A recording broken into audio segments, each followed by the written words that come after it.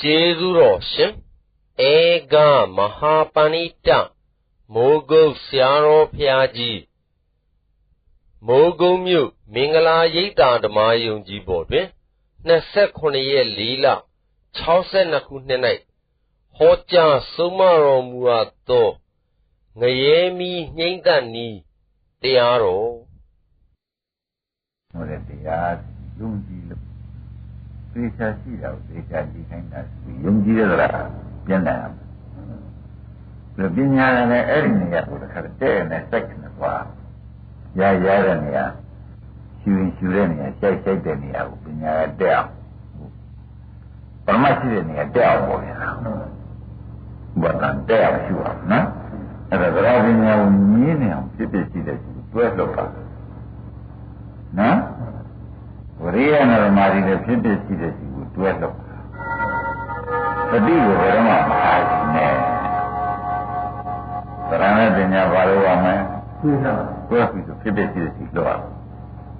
မကင်ကိန်းလို့သိချာမှနော်သရဏရဲ့ယုံကြည်တာဘုရားတော်မူတဲ့ဟုတ်တယ်ပညာဟောဖြစ်တဲ့စီကိုဖြစ်ပြီးတဲ့အမှန်မဲလို့သိအောင်ပညာလိုက်တယ်သရဏယုံကြည်ပညာလိုက်ရှုပြီဝရိယနဲ့သမာဓိကိုလည်းညီးနေအောင်တော့ဝရိယလည်းမလွန်ကြီးနဲ့လွန်ရင်စိတ်ဥဒ္ဒစ္စပဲကြီး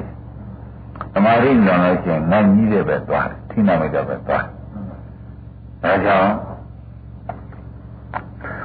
ဝရိယနဲ့သမာဓိကိုလည်းညီးနေအောင်လုပ်ပါလို့တတိပြလိုက်တယ်ညီးရမယ့်တရားသိပြီလားဥပဒနာဘာနဲ့ပါလဲသရဏပညာဝရိယနဲ့သမာဓိကညီးနေတော့သူတို့နှစ်စုံပေါ့ဗျသရပညာသုံးဝရိယဓမ္မရီဒီသုံးဒါညင်းနေအောင်ဖြစ်ဖြစ်ရှိတဲ့သူကိုလွတ်ကြပါလို့နောက်ကတော့မှလည်းသတိပေးလိုက်တယ်နော်ဒါအလုပ်ပြန်ပေးနေတာလို့မှတ်ရမယ်အလုပ်ပြန်ပေးနေတာမင်းတို့လည်းဒီတိုင်းပေါ့နော်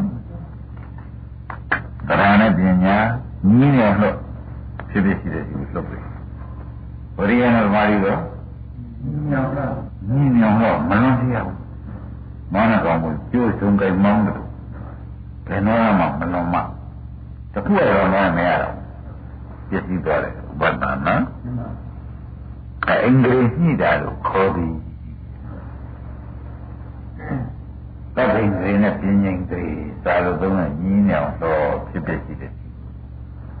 သမာဓိနဲ့ဝရိယတွေကိုညီညောင်တော့နော်တတိကိုပဲကာလမှာမလျှော့နဲ့ဆိုတော့အိမ်နေငါးပါးရှိတယ်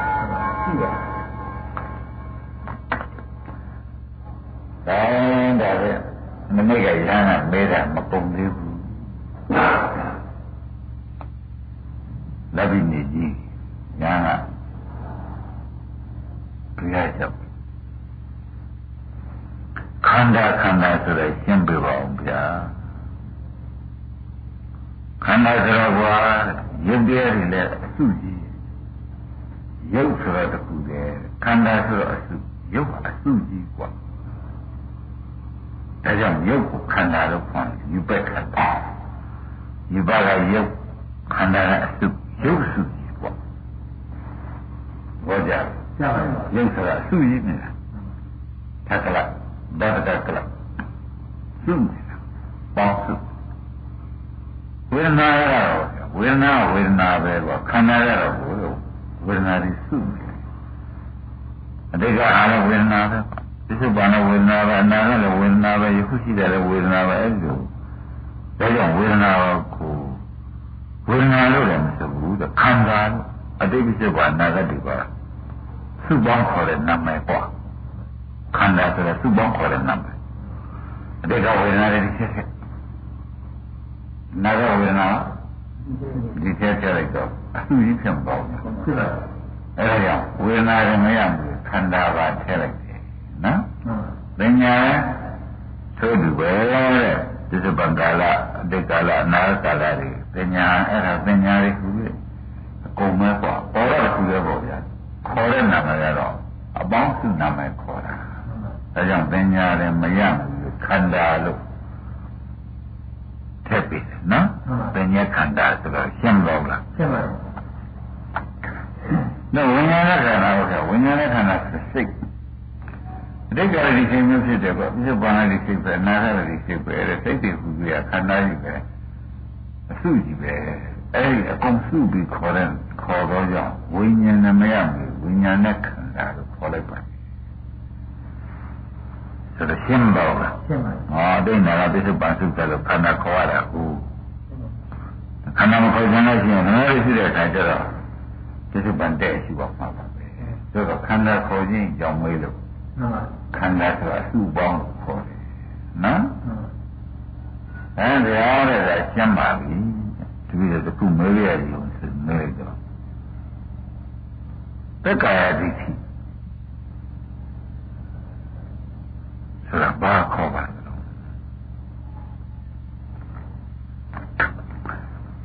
ဲတက္ကာယဒိဋ္ဌိဆိုတာဘာခေါ်ပါလုံးလို့ယဟန်ကမေးလိုက်တယ်ဘာလဲယခုရှိနေတဲ့ခန္ဓာကြီးကတက္ကာယလို့မှတ်လိုက်တာပေါ့ဒါကြီးကိုကြားနေပြီကြာတာငါ့ကိုငါအထင်နေတော့ဒိဋ္ဌိပေါ်ပေါ်အနာငါဘာခေါ်ကြမလဲတက္ကာယအဲ့ဒီကိုငါ့ကိုငါဟာလို့ဒိဋ္ဌိကဝင်ထင်လိုက်တော့ဒိဋ္ဌိဖြစ်ဒါတက္ကာယနဲ့အမြင်မှားတဲ့ပုံမှာတက္ကာယဒိဋ္ဌိရှင်းမလားအနာငါဘာကိုတော့သူ့တက်တဲ့ဆိုဘယ်လိုခေါ်ကြလဲသူ့လိုပဲငါပဲဝေဒနာငါပဲငါခံစားတာပဲငါမှတ်တာပဲငါဘောင်မရောဘူးအဲ့ဒီရောရောဒိဋ္ဌိဖြစ်သွားတယ်ပေါင်းလိုက်တော့သက္ကာယဒိဋ္ဌိသွားတယ်မရောရင်ဘာမှဖြစ်ဘူးရှင်းကြမရောရင်ဘာဖြစ်ဘူးခန္ဓာနဲ့ဒိဋ္ဌိနဲ့မရောရှိနော်နောက်ဘက်ကဓမ္မတွေပါလဲနော်ခန္ဓာနဲ့ဒိဋ္ဌိနဲ့မရောရှိဒိဋ္ဌိဆိုတာကခန္ဓာကိုယ်ကနေတာကျွတ်တော့ရောတာဟုတ်လားငါမြင်တယ်ဆိုတော့ဉာဏ်စိတ်ကငါတော့နေရောဘူးလားသူကဉာဏ်စိတ်ကမြင်တာကိုဓမ္မတွေကငါတော့ရောလိုက်ငါတော့ဆိုငါရဲ့ဒိဋ္ဌိဖြစ်ဉာဏ်စိတ်ကတက္ကရာဟုတ်လားငါတော့ရောလိုက်တဲ့အခါကျတော့ဘာနဲ့ဖတ်ကြတက္ကရာဒိဋ္ဌိသွားဖြစ်ဘုရားကဘာဖြစ်လို့ဖြစ်တာရောနောက်ကဓမ္မတွေဘာဖြစ်လို့တက္ကရာဒိဋ္ဌိဖြစ်တာရောအဲ့တော့ဒီလိုရောတော့တက္ကရာဒိဋ္ဌိဖြစ်တယ်ကွာအဲ့ဒီဟာကဘယ်လိုပုဂ္ဂိုလ်လုံးလို့မေးတဲ့အခါကျတော့အရိယာပုဂ္ဂိုလ်များမဖူးတွေ့ရတဲ့ပုဂ္ဂိုလ်အရိယာပုဂ္ဂိုလ်များအဆုံးမနာမခံရတဲ့ပုဂ္ဂိုလ်မှာဖြစ်တတ်မှာကွာနော်အရိယာပုဂ္ဂိုလ်မဖူးတွေ့ရတဲ့ပုဂ္ဂိုလ်အရိယာနာအတ္တတအရိယာမေအကောဝိတအရိယာဓမ္မတွေတရားမသိတဲ့ပုဂ္ဂိုလ်သူတော်ကောင်းနဲ့မပေါင်းတဲ့ပုဂ္ဂိုလ်သူတော်ကောင်းတရားမသိတဲ့ပုဂ္ဂိုလ်ဖြစ်တာပါရှင်းလားသူတော်ကောင်းနဲ့မပေါင်းတဲ့ပုဂ္ဂိုလ်မှာပါဖြစ်တော့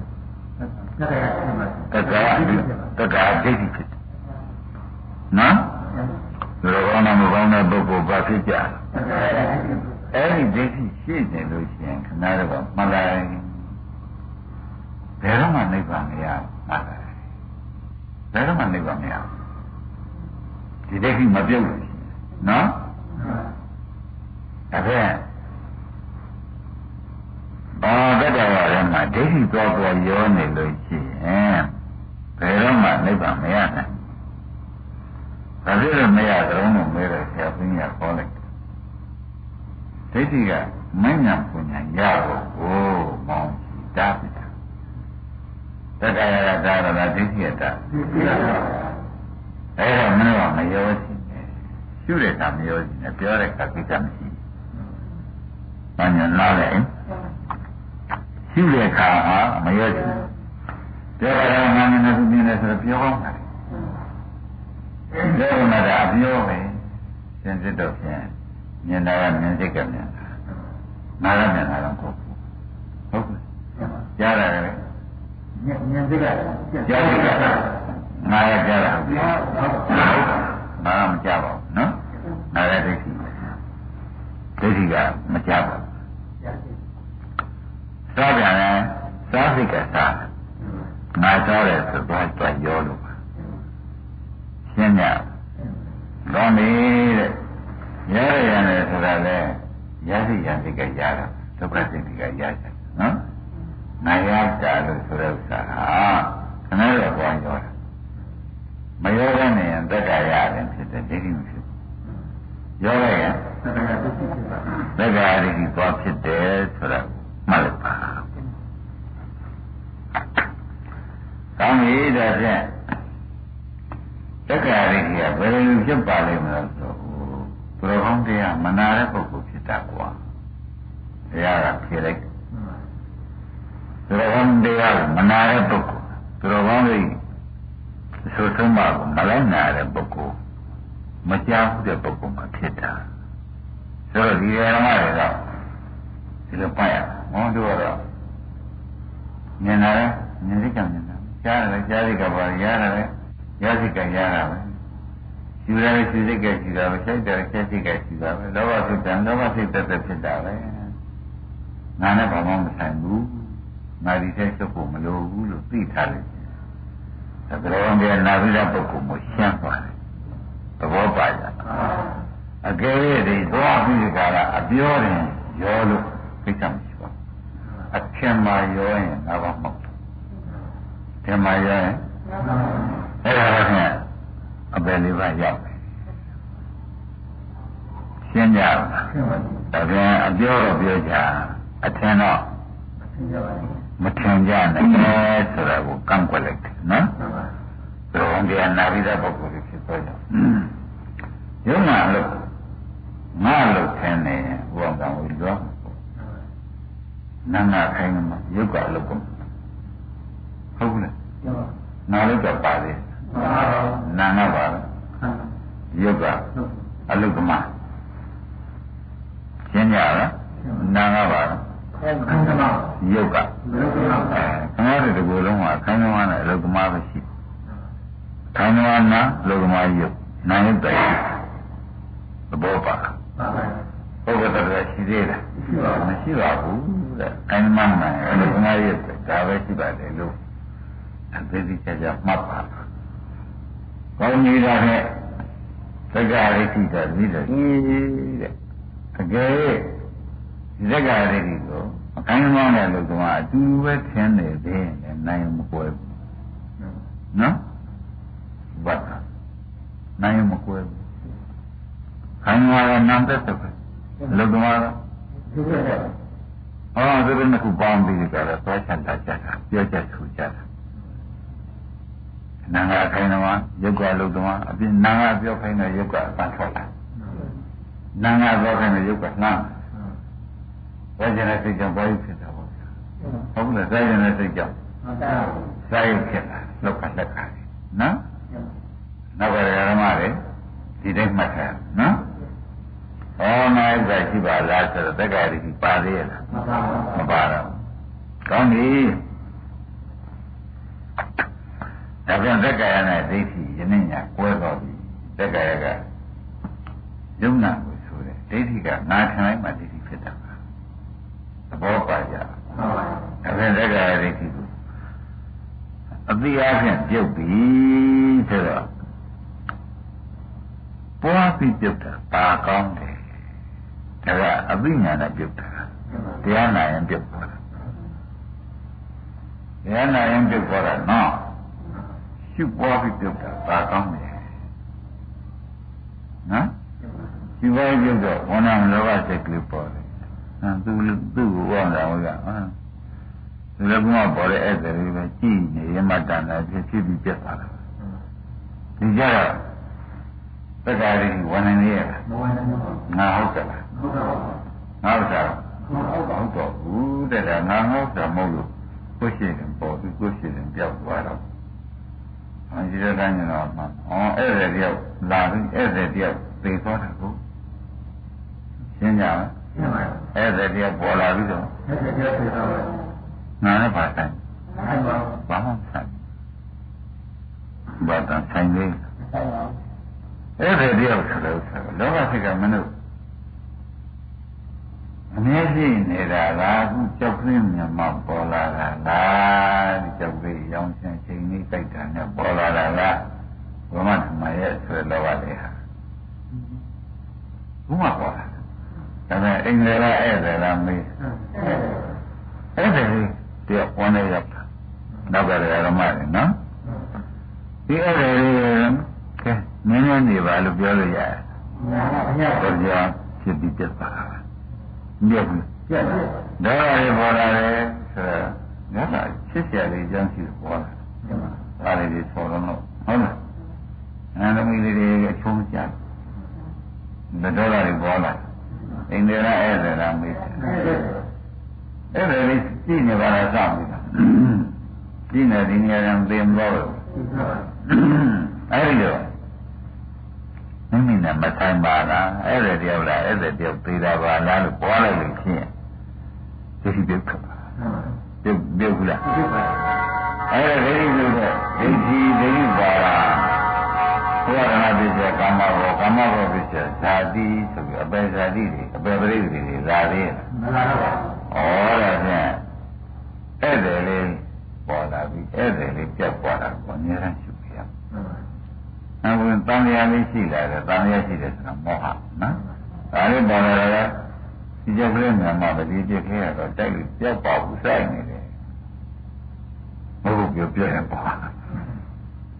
ဒါကပေါ်လာတာကြောင်းမြင်မှပေါ်လာတာငါတို့ကတည်းရှိနေတာလားအဲ့ဒါစိတ်ကလေးဟုတ်လားဒါလေးဆောင်ကြည့်လိုက်တော့ဘယ်နဲ့ဖြစ်သွားဟုတ်တယ်အဲ့ဒါလေးအခုကျောင်းတက်ဆံလာတယ်အဲ့ဒါဒီလေးသိသွားတယ်လို့မထင်စိန်တော့မှတ်လိုက်မှတ်သားနဲ့မှတ်လိုက်ပြီးသွားရှင်းကြအဲ့ဒါမှခိုင်းနေတာပဲအဲ့ဒါသူခိုင်းနေတာအဲ့ဒါလည်းရှိအဲ့ဒါကြီးအင်းလေးရှိဆိုတာပြောတာအင်းလေးဆိုတာဆက်စိတ်မစိတ်ကသူများတယ်မြဲလို့အင်းလေးလို့ခေါ်တာပါရှင်းချက်သူလည်းမြဲတော့မြဲတာမဟုတ်ဘူးသူများအချိန်များတဲ့ခန္ဓာကိုယ်တော့များဘူးလားရှိစိတ်ရှိကလေးကတော့အဲ့နေတော့ဖြစ်နေတာဒါကပြောရင်လည်း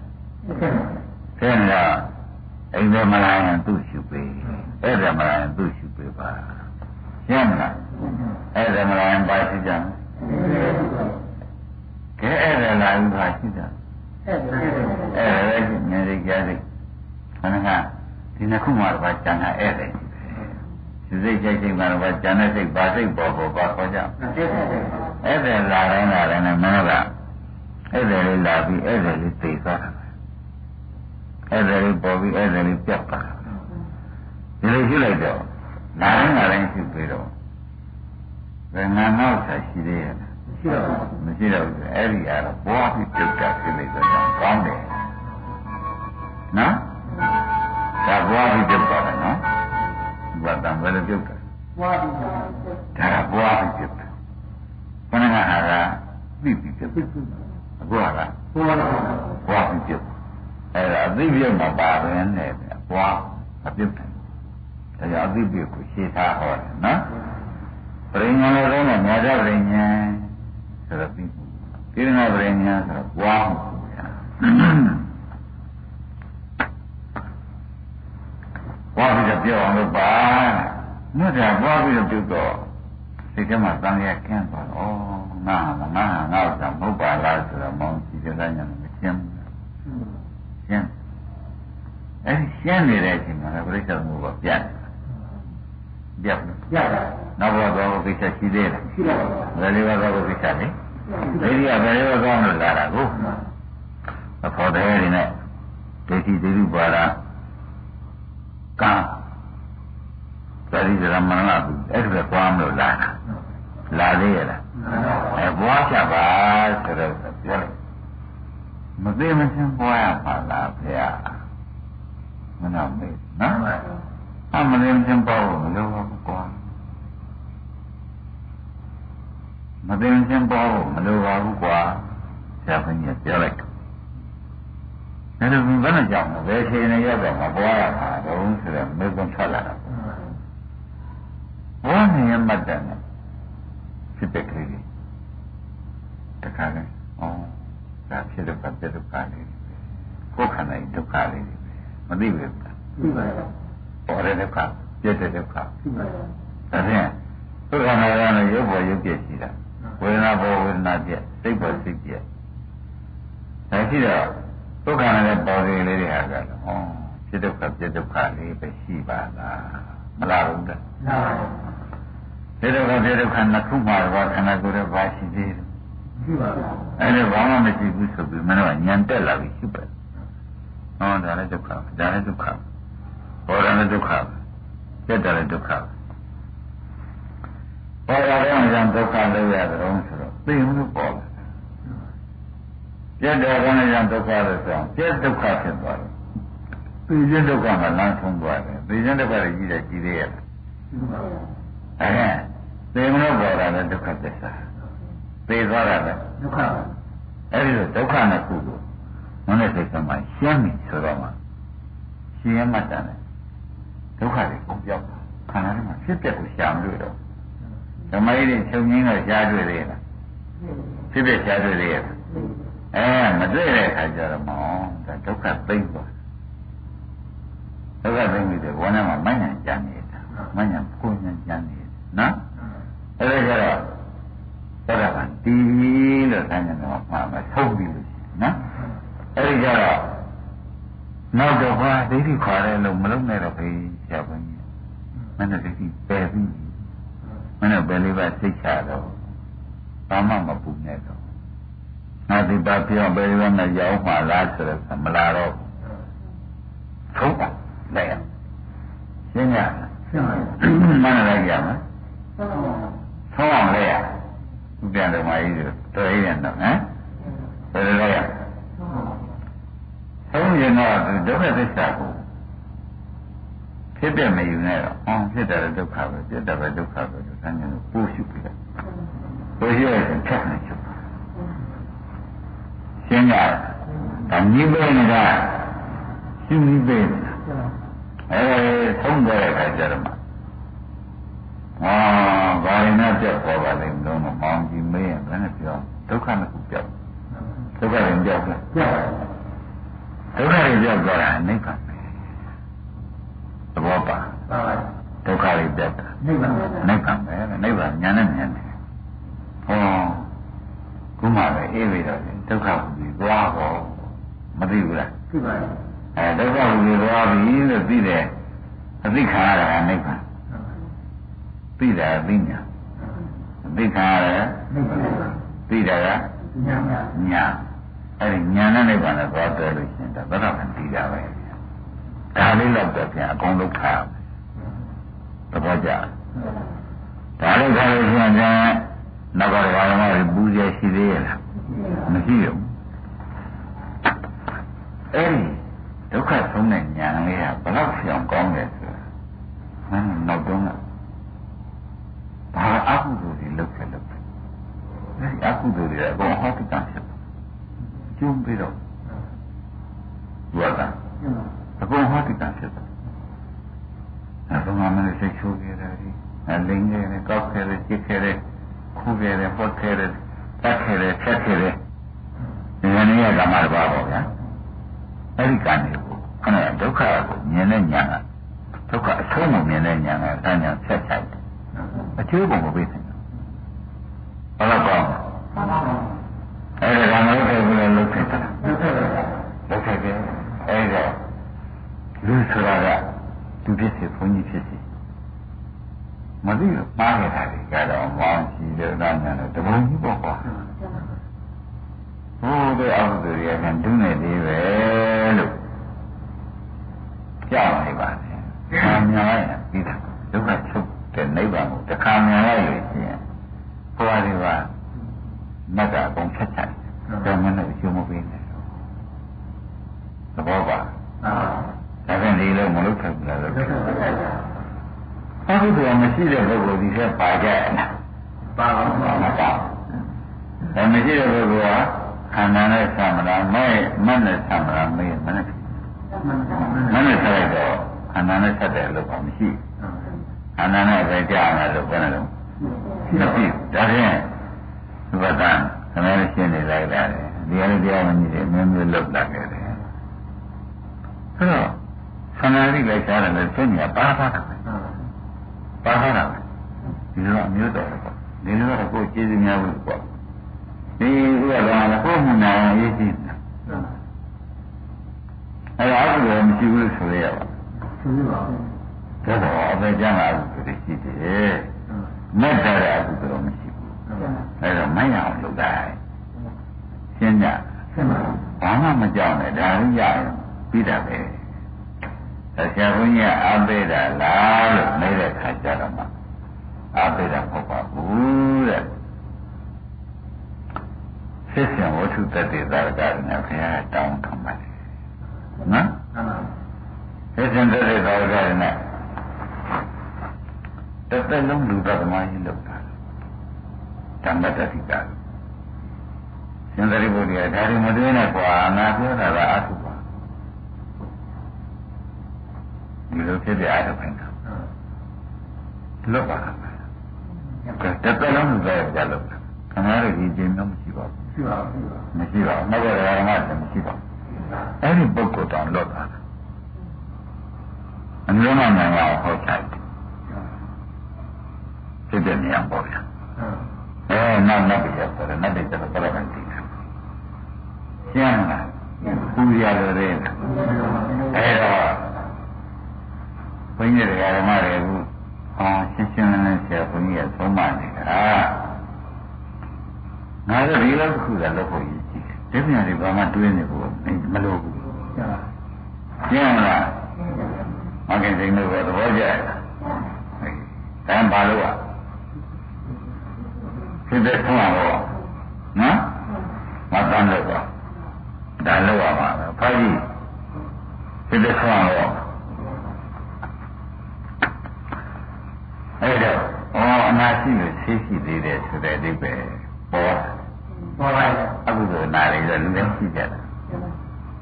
မဆင်းမလာဘူးဆိုလို့ချင်းဒီနာရီဟာဒီနာနဲ့ပြေတော့အပေရောက်တော့ဟုတ်လားအဲ့ဒါဒီတလုံးကကဲမယူမဲ့ရှိသေးတယ်ဆိုပြီးဒါလေးတော့ကိုယ်ပိုင်ရအောင်လုပ်လိုက်ဒီစိတ်တော့ပြောင်းကြမပြောင်းတော့ခန္ဓာနဲ့ဆက်မလားဉာဏ်နဲ့ဆက်မလားဉာဏ်နဲ့ဆက်ပြီးတော့ရှင်းရတယ်နော်ဉာဏ်နဲ့ဆက်ပါ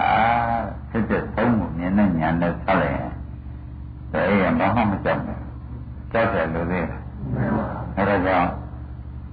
ဒါလေးရတယ်နောက်မကြစီနဲ့တစ်ခါတည်းပြေးပြန်နောက်ကြစီနဲ့ဆိုတော့ဘယ်သူမှမကြဘူးအသေးနောက်မကြစီနဲ့ပြောအသေးကဥသွားတော့ညာဟနောက်ကြသွားရင်လည်းဒုက္ခရောက်ပါရှင်းလားအဲ့တော့ကိုယ်ဥသက်ရှင်တော့ညာဟနောက်မကြအောင်ဟာဆိုပြီးဒီညာပိုင်ပြီးလို့ရှင်ကျွမ်းထိုးနေကြကြမရှိဘူးဘုရားကရင်းမိပြီအဲ့တော့ဒီမှာအဝါရရှိပါသေးလားဆိုတော့ပေါ်မလာဘူးလားပေါ်လာတယ်ကောင်းလာရဲ့မောင်းညာဟာဘယ်လောက်ပြောင်းကျေးဇူးများသလဲလို့မေးတော့ဘုန်းကြီးရှင်းပြဒီရမေးတဲ့ခါမှာဘုန်းကြီးရှင်းပြတာဒီအများကြီးအကျိုးကျေးဇူးတွေပေါ်လာလိမ့်မယ်ဆိုမှလူပြည်အကြောင်းဆောင်တယ်နတ်ပြည်မှာမသေးပြန်ပုံပေါက်တယ်ဒီလိုဖြစ်ရှိတယ်နော်နန္ဒီရလူပြည်အကြောင်းဆောင်တယ်ဓမ္မဂန်ကြီးကနတ်ပြည်သွားဆုံးခါစားတယ်ဒီကောင်ငါမနေ့ကမတွေ့ပါဘူးငါဆောင်းလာတာဒီနေ့တော့ဘုံနေနောက်ဆုံးကအိမ်မှာနေချွေရံနေဥယျာဉ်နေနဲ့ဘာဖြစ်တာလဲနောက်ဆုံးရထပ်ရှင်ဗျာဒီဥစ္စာကြီးတွေကအကျိုးဆိုးတွေပါလူပြည်မှာနန္ဒီရဲ့ကျောင်းဆောက်လို့ဒီမှာပုံပေါက်နေတာမသိဘူးကပုံပေါက်ဘူးရှင်မောင်ကသိမသိသေးဘူးနန္ဒီကလူပြည်ပါအဲဒီနန္ဒီကမှားလိုက်ကြရှင်ဗျာလူပြည်ကြောက်သွားလို့ရှင်နန္ဒီကလူပြည်ကမျိုးနဲ့ဒီလိုစီစဉ်နေဆုံးပြီးကျိုးလာပြီးတဲ့ကတော့သုံးဆောင်ပါပြောလိုက်တာလူတွေကစီစဉ်ကမျိုးနဲ့ဒီလိုပေါ့နောက်ဒီစီစဉ်ကကျိုးတွေနဲ့တူတယ်မှားတော့မှားလိုက်တယ်မှားလိုက်တဲ့ဆံလေးနဲ့သမုတ်လိုက်ကြပြန်ပြီးနေတယ်ဆောင်းလိုက်ပါလိမ့်စားပြီးနောက်ပြီးဆံခံစားပြီးခဏကြည့်ကျင်းရတယ်ဘယ်ကနိုးတဲ့ရှင်သွားလျှောက်ခင်ဗျာလူကမသေးခင်ကကုလိုပြုထားတယ်နတ်ပြည်စောကြီးဘုံပေါက်နေတယ်ဟုတ်ပါရဲ့လားဘုမသိညာဖောင်းနေတာဘယ်ရသည်ကြီးလားနတ်ကိုယ်တိုင်တွေ့တယ်ဒီကငါမင်းနေဘုံမလိုပါဘူးဘယ်ရသည် သားရှင်းမသိခင်ကပေါ့နော်ခင်ဗျားတို့လောက်ထားတဲ့အကုသိုလ်မသိခင်ကမရမိတရားဘုံတော့ကိုယ်ကအဆင်းနဲ့ဖြစ်ပြီဒေဝကြီးတွေလည်းစီဘူးတွေထူလို့မသိခင်ကပေါ့ရင်းမိအဲကုသိုလ်တော့ဘုံပေါ့တယ်အကုသိုလ်တော့ပေါ့ဆိုလို့ဖြစ်ပါဟုတ်ပါဒီလိုပဲအကုသိုလ်ကမ္မဝိပါကတအနန္တရာကာမပိစေနာပိစေကုသံကမ္မဝိပါကတအကာမပိစေနာပိစေဒီဘုရားကမလာဘူးလားမကောင်းတယ်မကောင်းဘူးသိတယ်။မှာသင်ရတာရင်းမိအဲ့ဒါဒီနေရာတော့လေဒီမညာမရသေးတဲ့ဆရာမပြီးရတယ်တောက်နေရတယ်ဆူရဘောနဲ့ဒီလိုလည်းအသင်နဲ့ဖြစ်ဖို့သဘောပါကြအဲ့ဒါကငါတို့ဒီကနေညင်ရတယ်ဒီကနေညင်ရတယ်ရမယ်ဒုက္ခဖြစ်တဲ့နိဗ္ဗာန်တစ်ခါမှဟိုမှာအကုန်တော့ရင်းမိရင်ငယ်လို့သိတော့ရင်းမိလို့ဒီလိုမလုပ်တော့ဘူးဆင်ဟောအရှင်ရဲ့နတ်တွေပုံတော့တယ်လို့ငယ်ရတယ်ပုံတော့စနေပြီလားအဲ့တော့ငယ်လို့ဆူရနဲ့ငယ်ဘိုးဘိုးကလည်းစောင့်နေတာဆရာဘုန်းကြီးပြောလို့ဓမ္မတွေသိတော့မှဒီကနေတဲတဲ့ငယ်မိဒီကနေတဲတဲ့ငယ်ဦးဒီကနေချက်ရတယ်ကျမ်းမလားအခုဘုန်းကြီးကျမ်းတော်ကြီးတွေကောင်းတာဟုတ်နော်တိုင်းမှုရှိတိုင်းမှုရောက်လာဟုတ်လားတိုင်းမှုကနေရလိုက်အောင်ရှိဒီမိတွေပဲမကုန်ငင်းရလူတွေအတိုင်းမှုနဲ့တူတယ်ဒီငင်းမိတွေပေါ့အောင်လူတွေကလောက်ထားတာဟုတ်လားလူတွေကငင်းလိုက်ညင်းပါဘူးမညာနဲ့လည်းငင်းလိုက်မရဘူးလားအဲ့တော့နောက်ကရောင်းရဘိုးတန်တန်နေဖို့အချိန်လားတဲ့ဒါရင်နှင်းတတ်ဖို့အချိန်ရောက်သလားဆိုတော့ကိုယ်တိုင်စဉ်းစားကြရှင်းမလားမရှိသေးတဲ့ပုဂ္ဂိုလ်ပြန်မောင်းချိန်မှာမလို့ဒီသားမြစ်တွေလည်းပြောဖို့မလိုပါဘူးရှိတဲ့ပုဂ္ဂိုလ်တွေပြန်နေတော့နှင်းကြပြီဘုရားပြောနှင်းကြပြီဆိုတော့ပြောတော့ခဏလေးပြန်တိုင်းဒီလိုဆုံးလိုက်ပါဒီလိုဆုံးနဲ့ဒုက္ခတွေချုပ်ပေါ်လို့ကိုယ်တိုင်သိပြီးကြတယ်ဒုက္ခကြောင်းပြပါဘူးလို့9မိနစ်သိပြီ3မိနစ်ပဲသိပြီအနာပြောက်ပြီးတော့ပေါ့လေဒါကမှအကုန်သိမ်းတာညမှာရှိတဲ့မိတွေညင်းအိုးတွေပါတွေအကုန်သိမ်းတာသဘောပါကြဒါဖြင့်အနာရှိရင်ဆဲရှိတယ်ဆိုတာကိုပေါ်ပါလားကိလေသာနာတွေရှိလို့မရှင်းတဲ့ကုလိုက်ရင်ပြောင်းမပြောင်းဒီပြင်တော့မောရတယ်ကြမ်းမှန်တယ်သိရှိနေဝိကြီးဆိုပြီးသွားတယ်တခါညာလိုက်ရှင်သဘောပါကြအဲ့ဒါရဟန်းကမေးလို့ဒိဋ္ဌိပြောအောင်ဘာလို့လဲဘာလို့ပြဆိုအိုးမင်းကွာဖြစ်တဲ့ရှိတော့ပေါ့ခန္ဓာကြီးမှာစိတ်ကြိုက်တဲ့ပုဂ္ဂိုလ်စိတ်ရှိလို့မဲ